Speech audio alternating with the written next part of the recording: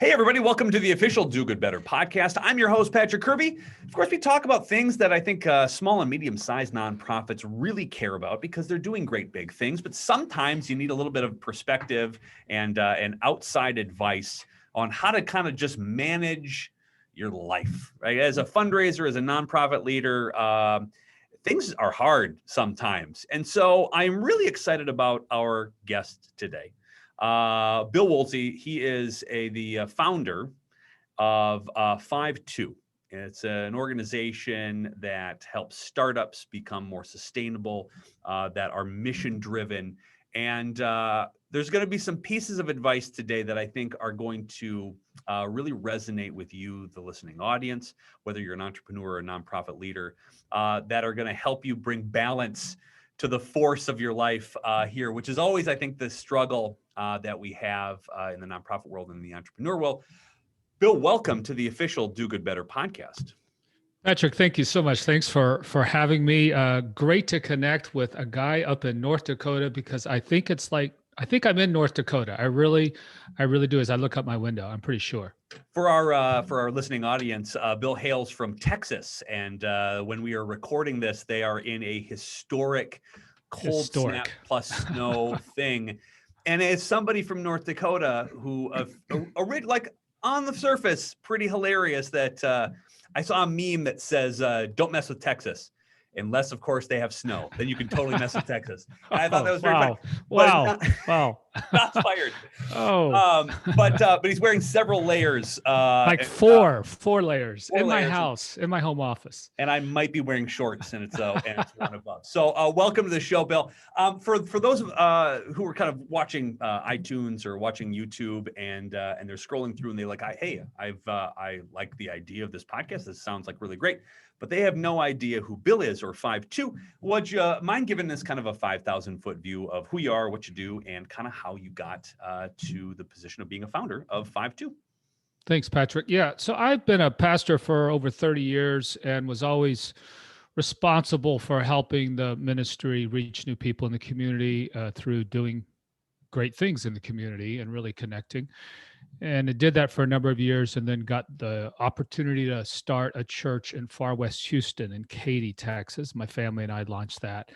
In the process, then I was always involved in startup things, from small to large, to the congregation we started went to 3 locations, 1,600 in worship from 7 families. So it was a wonderful ride that God allowed us to do. But in that process, really fell in love with people who are starters. Sometimes they don't even consider themselves entrepreneurial. They wouldn't even use that term. That's a foreign, but they do love to start stuff. And we came to understand that those people are wired very uniquely. There are about 12 to 14% of the U.S. population is labeled entrepreneurial, and that number has stayed pretty consistent for quite a long time.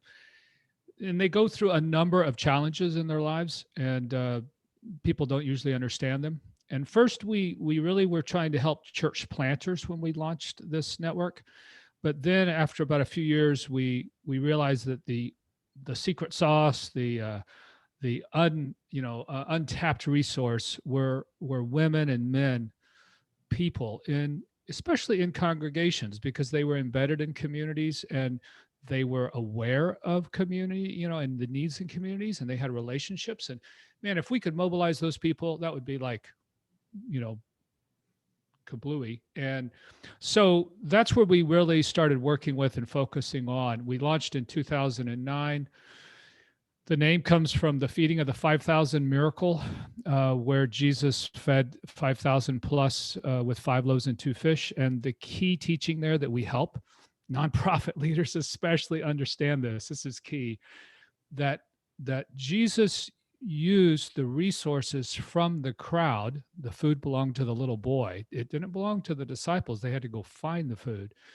He used the food from the crowd to feed the crowd.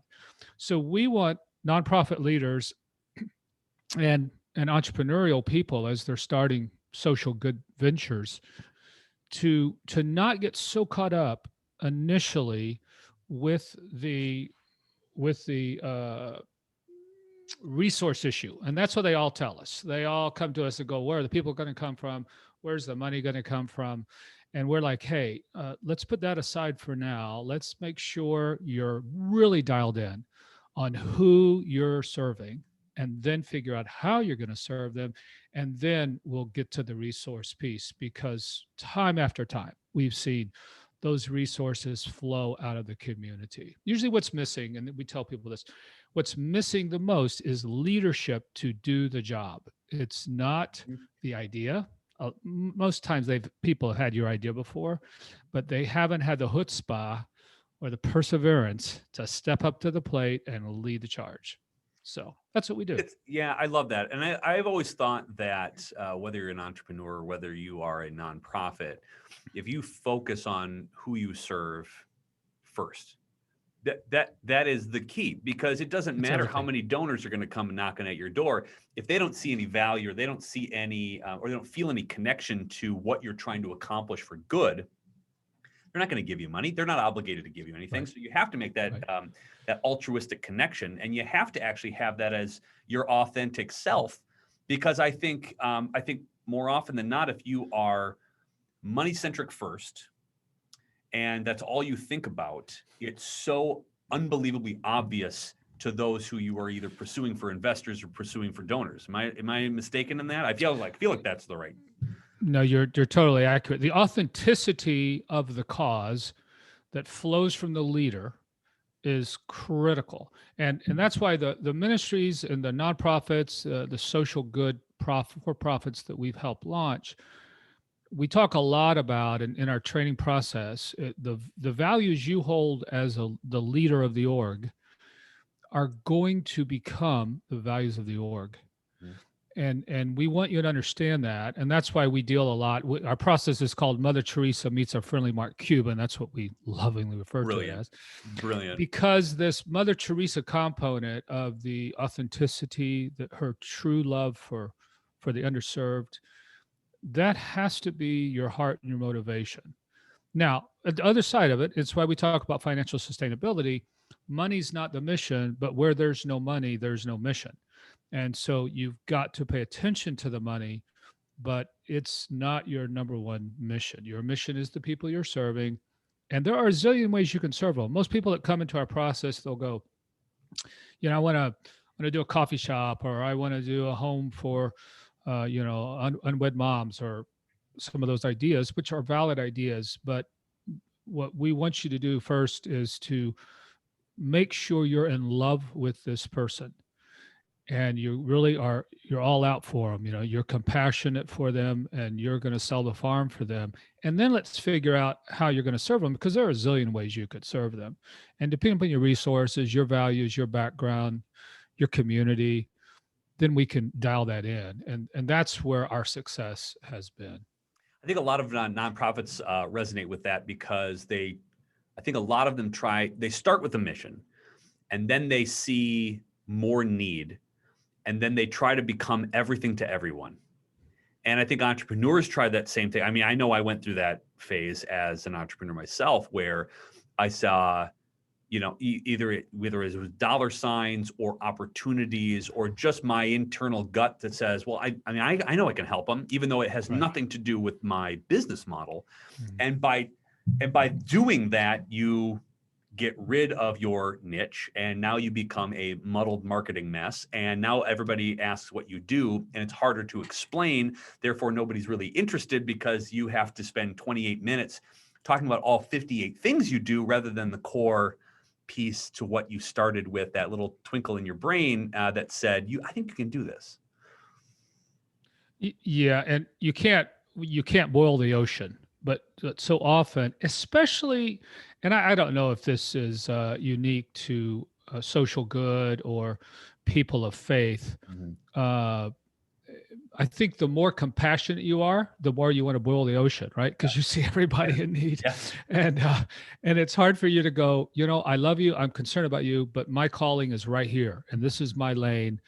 It's why we start with calling, because we really want you to make sure you're dialed in on what God has put on your heart, and who you are uniquely wired and it's either because of your experience in your past, or the emotional wiring you have, or the events that have happened to you.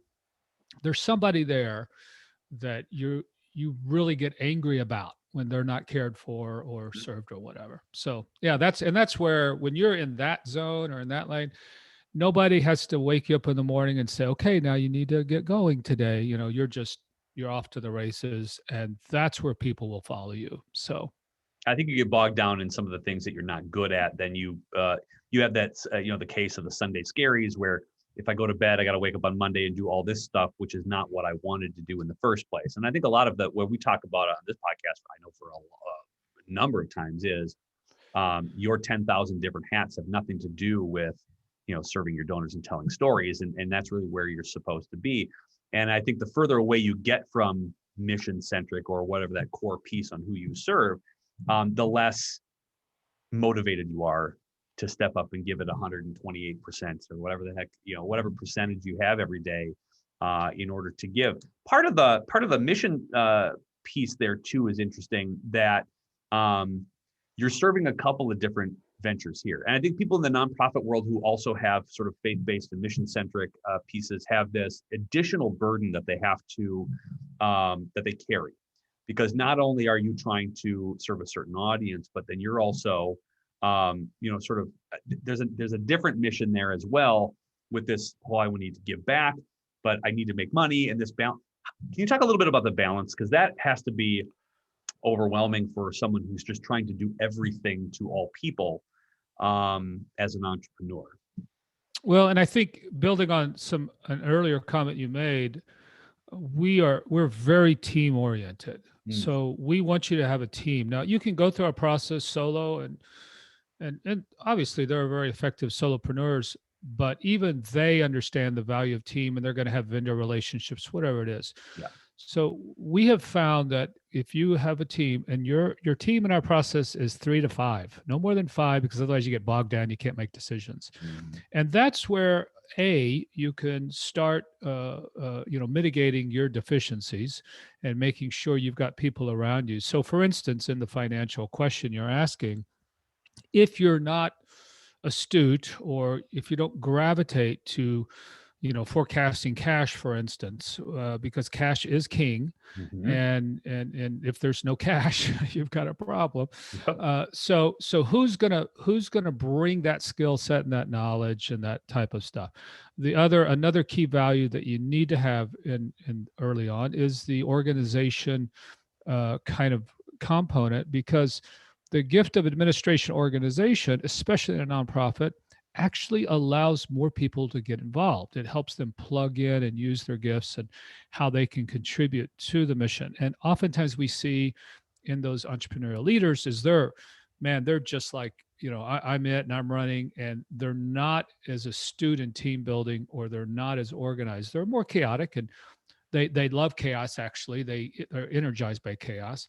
But who's going to be on that team that brings some order so the scale can happen? And the finance thing is interesting, and you mentioned that, because our philosophy is, especially if you're working in the urban core, you're working in cities, in the city's center kind of areas, we want you to have both an earned income stream of some kind and a donative income stream. So we really discourage you to be solo in one of those two. Obviously, if you're a nonprofit, you're going to have a donor of some kind.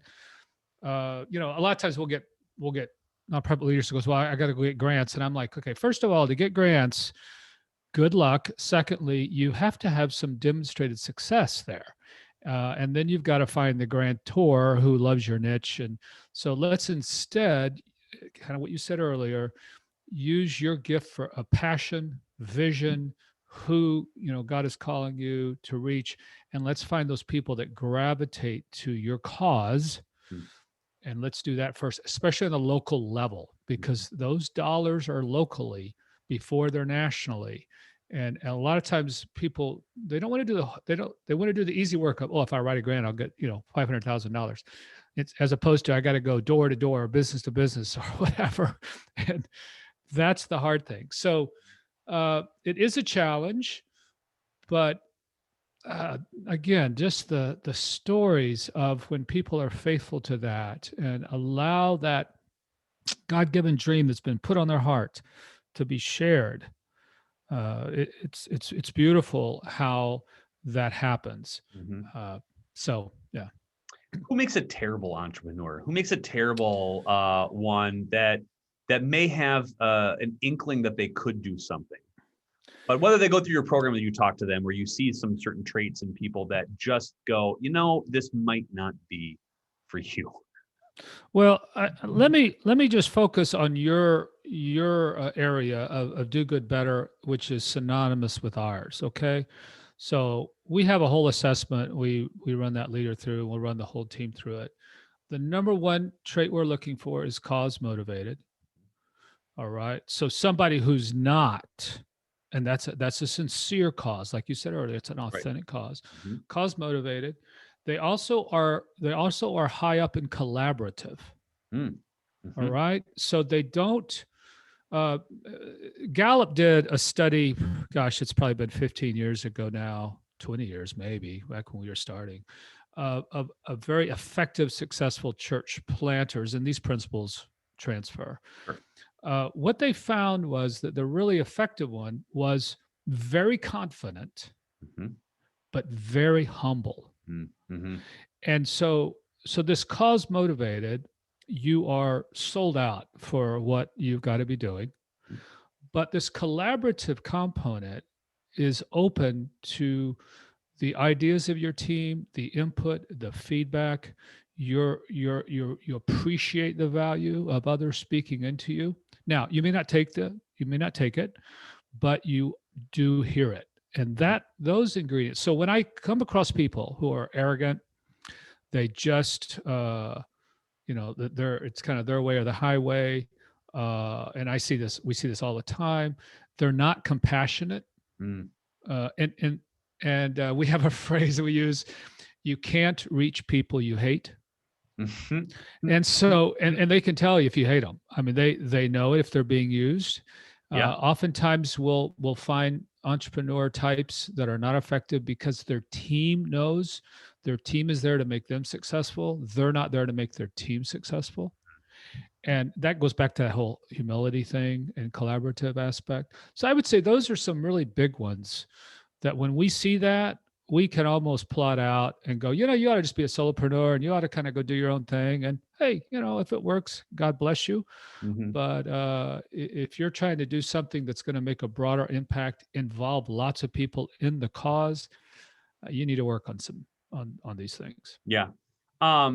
Starting something brand new is audacious in itself. I mean, it's just that, like you said earlier, there's something wrong with us entrepreneurs. And people call you crazy. Even your family thinks you're crazy. There's a screw loop. It's terrible. And you and I were talking You got to risk what? Yeah. What? You're going to leave your high paying job to do what now and do that? I mean, that's crazy talk. But I think that's the other thing too. I think in the nonprofit industry too, and especially in the entrepreneur world, it is a lonely place. I think you can get into your head a lot more horribly as an entrepreneur, as a nonprofit leader, especially if you're a solo nonprofit leader. You're the only paid employee, or you're the head volunteer of an organization that's kind of scrapping itself, bootstrapping it from the ground up. I'd love your perspective on this, because I know you never walk alone, right? You've always got, sort of somebody there with you, except for the fact that it just feels utterly empty sometimes when nobody understands that you think that this is a good idea. It's a good idea. You've got faith in yourself. It's written on your heart that you're going to do this. How do you balance that? Because I think there's a lot of people who give up a lot quicker than they should because of that loneliness, or that I don't have a partner in crime, because even if I bring somebody on, they don't understand the breadth of this burden that I share to kind of make sure that my family's fed and that the community is served, et cetera. I'd love your thoughts on this, because I'm fascinated by the topic, because you get into the slog sometimes that you started these things before, and you get in these holes where you're like, what the hell have I done this before? Why did I do this? This is dumb. Yeah, you wake up thinking all the bad stuff, it's never going to work. And yeah, so it's interesting. Uh, Inc. did a study, and they evaluated, or they interviewed a whole lot of entrepreneurial professors and all these experts on why startups fail. Mhm. And the one reason we latched onto was because it doesn't have a customer. But the second, and which works for churches too, churches and nonprofits, nobody wants what you're offering. Uh, but the second reason that was wide up there at the top was the founder quit. So perseverance, right? Mhm. And this emotional struggle you go through, which is why networks and local support groups for entrepreneurs, people who are wired like you and they speak your language, they know what you're thinking, they're so critical, because as you said, it's lonely, and the camaraderie. You and I get camaraderie from honest but loving people who get us and understand us. And again, when you're in a narrow niche of a starter type, who you're willing to leave up give up the corporate job and the stability, and you're going to have an income for a while, all of a sudden you're going to go all in on this new venture. That's not everybody. People look at you and they kind of smile and nod their head, but they go home and go, "That's nutso." And so that is very, you're right on, Patrick. That where do you get your emotional well-being from? What are your rhythms that you take part in? Obviously, I'm a pastor. Faith is number one thing in my life. And matter of fact, most of the successful and effective nonprofit leaders we work with, they'd answer the same thing. There's a cause beyond them. There is a source of strength and perspective that resonates from God within them, and that propels them and compels them. So so I can't speak enough about. I do a daily devotional that goes out every day of the week that really just kind of helps you see Jesus in the everyday world, so that you realize you're not traveling alone.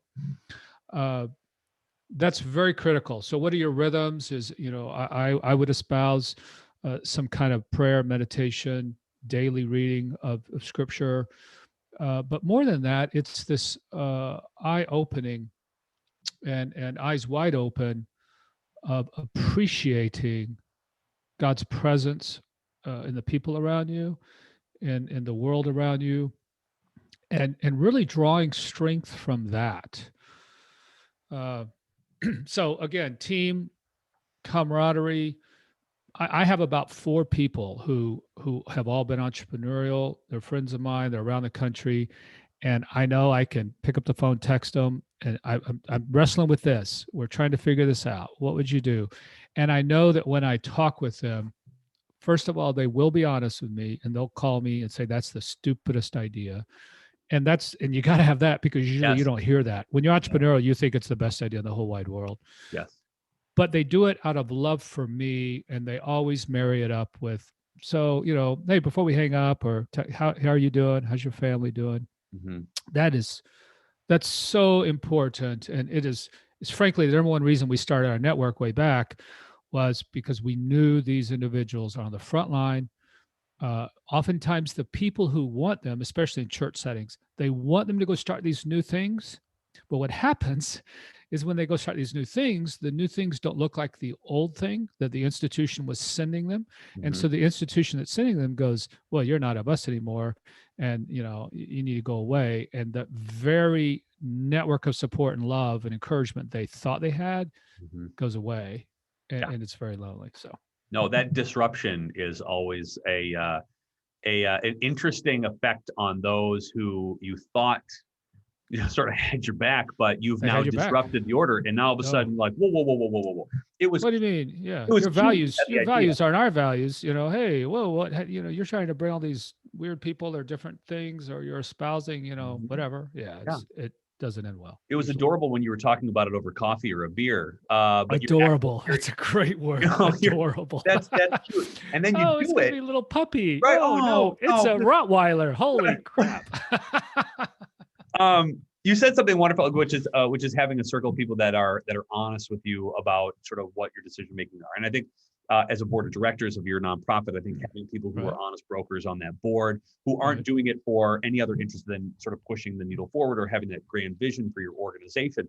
But there's also a self-awareness piece, I think, that is critical to entrepreneurship. That how do you help give clarity to that? Because if you aren't honest with yourself about where your weak points are, or that you have a deficiency X, Y, and Z, it's hard to go and grow or double down or maximize some of your profits or your expansion because you are in your own way.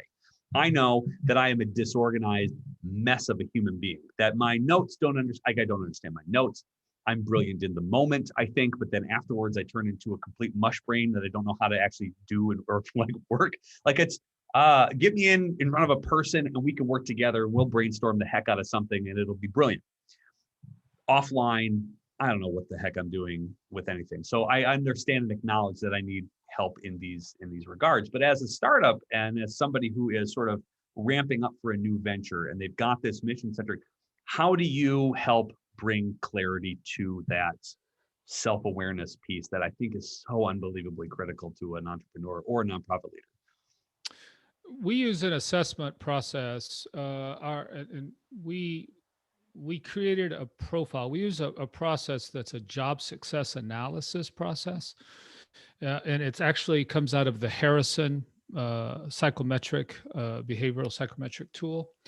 And we created a starter profile, and again with our unique criteria of compassion, collaborative, and there's about 11 traits we look for. That immediately, it measures 3,000 behavior traits and some 20 minutes online kind of thing. But because it's a job success analysis, we know what it's going to take in this job of starting a venture that for you to be successful. Because we've seen it, we work with people, we know it. And so we can point out then your expertise, your strengths, but then your weaknesses. And so that immediately puts you on a track of, am I going to put people around me that cover those or not? It also helps us see where you under stress go bonkers, okay? Where you go off the rails. So when you do get stressed, how you act out against people and you're going to screw with the team, or how you go into a shell. And we see this a lot with entrepreneurial. You kind of disengage from the world and you go fantasy-like for periods. You're either 110% or you're near zero.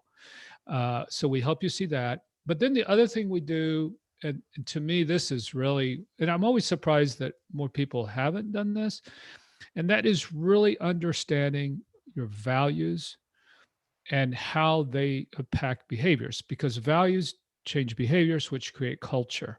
Mm-hmm. And you're going to be creating culture through your behaviors, but usually most people don't ever trace back from their behaviors to the why under those behaviors. Mm-hmm. And they also don't trace back from the anger that they express to the why. And usually there's a legit reason behind the anger. Mm-hmm. So if I'm working with people and they get angry, if I'll just ask the question, what value of theirs did I just cross? And that will kind of, lower some of the conflict. So those two things of looking at your behavioral competencies and what you love doing, because our process is that assessment's built on enjoyment theory. And enjoyment theory basically says that when you enjoy doing something, you're probably pretty good at it. People tell you you're good at it. You get better at it, and it just feeds on itself. Mm-hmm. So if we can lock you into that, but then also make you very self-aware of what you don't enjoy doing and why you don't enjoy doing it, then we can move you along. I know we're coming into the close to the end of our podcast, but I'm so curious to see if you've got a favorite piece of scripture that speaks to the entrepreneur. And I've always thought like, listen, if you're a disciple, you're like the king of entrepreneurs there, right? So the audacity to go out like, all right, we're spreading out, we're starting our own thing. Everybody got the basics covered. Okay, now go. And then no, they right? don't. Oh, well, we don't. Okay, fair enough. We're just gonna go anyway, right? like Paul's off the rails immediately. Like that's just a thing, right? Yeah. But is there something that speaks to an entrepreneur more so than not? When you're sort of combing through and you're looking for a piece of inspiration, if there's a starting point of somebody who is, sort of faith, but doesn't use it as a regular basis or Right. is dabbling in it, so how do I balance my spiritual life with my business life? Is there something in that you use on a fairly regular basis that's a great warm up? It's just a good warm up piece for everybody who's looking to maybe embrace a different side into their entrepreneur business. If it's something like FiveTwo makes sense, yeah. How do they marry the faith into more? How they integrate it more? There would be two. The one is again our seminal story, the feeding of the 5,000. But what's unique in that passage, and it's out of Mark chapter 6, for those of you who want to go trace it down. The whole chapter is about scarcity. Jesus sends his apostles out to do mission work in the beginning of the chapter, and he says they can't take anything with them. They can just take the clothes on their back and no extra, no American Express Platinum card or anything. And they come back and they were successful. And it's like, they're shocked that they were successful. Then they go on this vacation to get away, and the crowd beats them there. And it says when they land the boat, Jesus has compassion on them, and therefore his compassion changed his itinerary. And he said, okay, I got to teach, and we're going to feed these people.